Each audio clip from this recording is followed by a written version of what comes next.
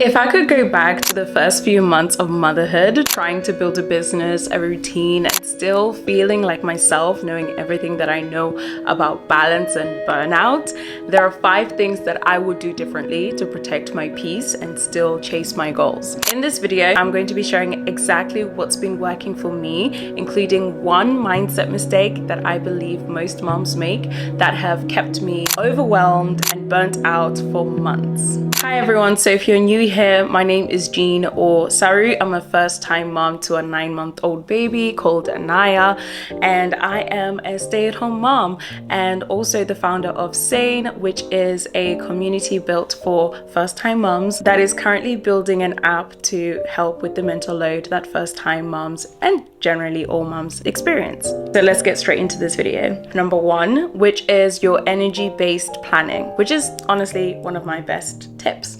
So I basically stopped planning my days based on time or clock or calendars and just basically started planning my tasks based on my energy.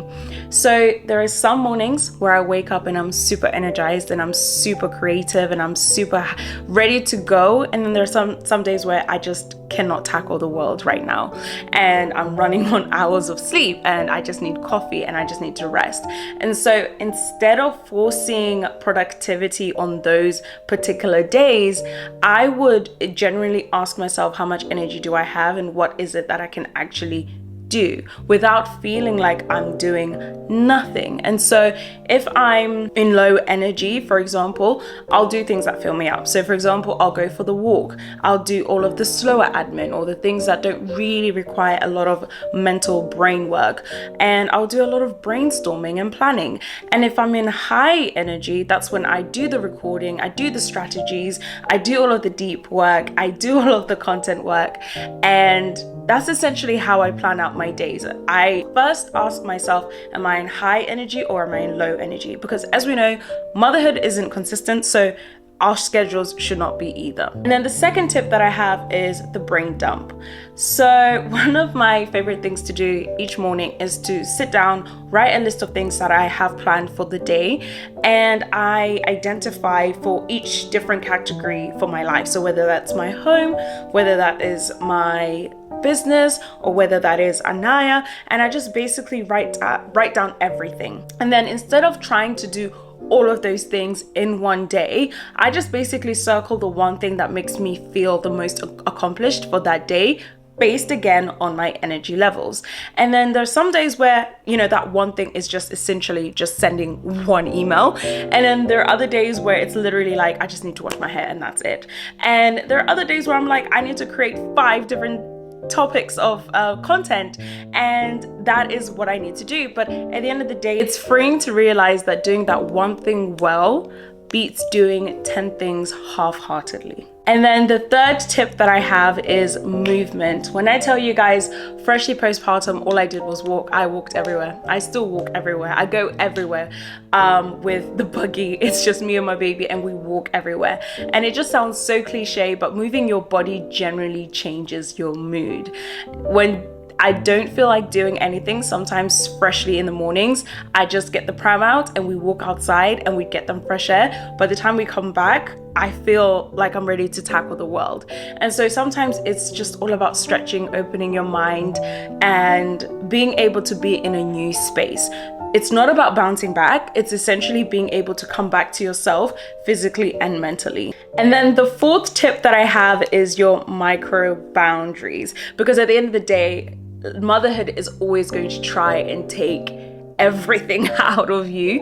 And so these are like my small rules that I have to protect my peace and my time. So for example, I don't do any big things past 9 p.m. So I don't make big decisions past 9 p.m. and I don't create content past 9 p.m. And I don't even open my emails first thing in the morning. I don't look at my emails first thing in the morning. I have a rule that I will open my emails after I've had breakfast, I've gone for a walk, my son is good. That's when I open my emails. These rules essentially stop me from spiraling into like being overwhelmed and overconsumed, and essentially help me to stay grounded in who I am and not just what I do and what I provide. And then the fifth tip that I have is to share the load. And this one is, it's been a journey for me because I'm essentially somebody that doesn't know when and how to ask for help. And it's been so important, it's been so pivotal in my motherhood journey to be able to ask for help, whether it's asking my husband to take bedtime, or for my friend to pick up something for me, or my mom to buy something for me. I've just basically learned that it's okay to not carry everything alone, because child, if you try to do that, you will burn out quickly. At the end of the day, I quickly realized that this all or nothing energy, really and truly, it's the real enemy. Ultimately, what matters is being able to balance your life out, because in that balance, that's when you're able to actually get all of these tiny actions that over time build habits. And as you repeat them, you just become a little bit more productive. And for me, at the end of the day, rest is also still productivity. With all this in mind, this is essentially what helped kickstart the mental load app that I started with my husband. And Sane was essentially built from a place of just complete burnout and not being able to know how to delegate properly, and actually not realizing how much workload I had and was carrying, as some may call it, the invisible labor that comes with motherhood.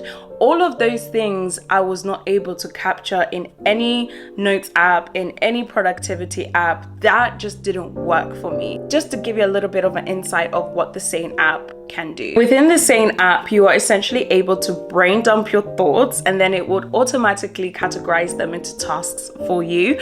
You're able to share your tasks with your partner and your village, and you're also able to plan your days based on your energy and not when something is due. So it's everything that I had wished I had when I first became a first-time mom.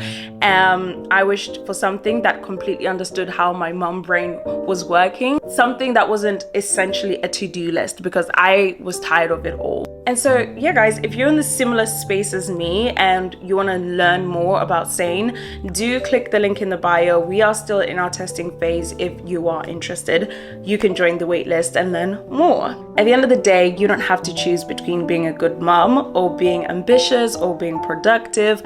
You can be both, but it's in your own way. So don't worry about what everybody else is doing. Don't worry about not having the perfect routine.